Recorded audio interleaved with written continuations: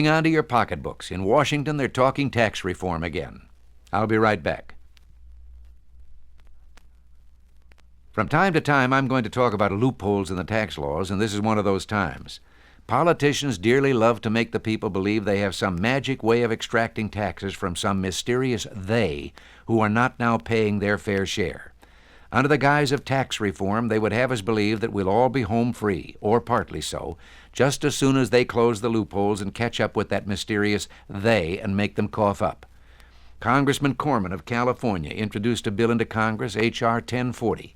He had 43 co-sponsors. The bill states, quote, "Our taxing system is riddled with loopholes that deprive the Treasury of billions of dollars each year, weakening our competitive free enterprise system and undermining the morale of the hard-working wage earner and small businessman to whom tax loopholes are not available. In 1970, more than 100 Americans with incomes of $200,000 paid no income tax," unquote. That's a pretty strong statement, and if it's true, we all should be pretty darn mad. Now, the congressman is right there in Washington, where he has access to all the facts, which makes you wonder why he didn't mention that in 1970, there were 15,306 individuals who earned $200,000 a year, and 15,200 of them, 99.6%, paid an average tax of $177,000 each, for a total of $2.7 billion. The Treasury Department, which collects the tax, says the 106 who didn't pay had various losses and deductions which amounted to more than their gross income, but all were being audited. Now, it does seem strange that 15,200 people smart enough to make $200,000 a year were too stupid to find the loopholes the other 106 found, unless, of course, those supposed loopholes are all in the congressman's head. Why is it that so many loophole-closing politicians start out by proclaiming they want to lighten the workers' load and wind up telling us how much more money government will get if the loopholes are closed?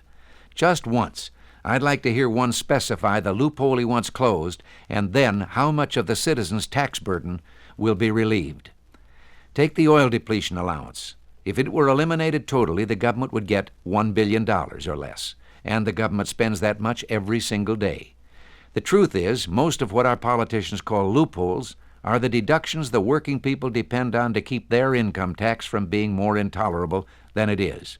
And eliminating those deductions would vastly increase government revenue. When they talk among themselves, here are some of the things they call loopholes, and how much closing them would cost you. Deducting the property tax on your home and the interest on your mortgage, $5.7 billion. Making you pay tax on the tax you've already paid to local and state governments, $5.6 billion. Tighten up on charitable contributions, $3.5 billion. Then, of course, government would have to pick up the tab for those charitable services now paid for by those contributions.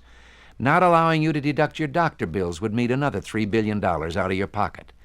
Anyone ready for a $17.8 billion tax increase? This is Ronald Reagan. Thanks for listening.